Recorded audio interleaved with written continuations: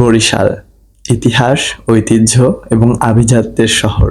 বরিশাল শহরটা অনেক ছোট হলেও এখানের কোনায় কোনায় লুকিয়ে আছে অনেক ইতিহাস, যা মানুষ আজও জানে না।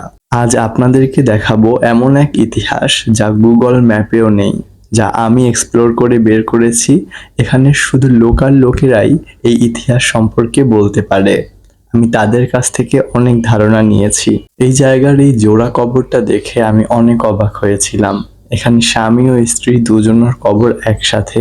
সবচেয়ে বেশি অবাক করা হলো, কবর দুটো ছিল একটা ঢিলার উপরে এবং তার পাশ থেকেই ছিল একটি বড় দিঘি, যেটা দেখতে খুবই অসাধারণ।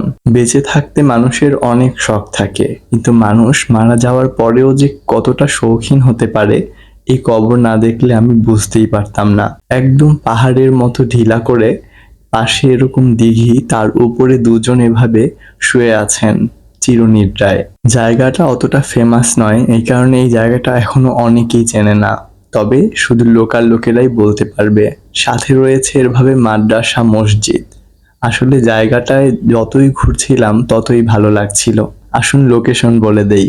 কাশীপুর দুই আউলিয়ার মাজার শরীফের গেটের সম্মুখের রাস্তা ধরে আপনারা যদি যান তাহলেই পেয়ে যাবেন এই জায়গাটি।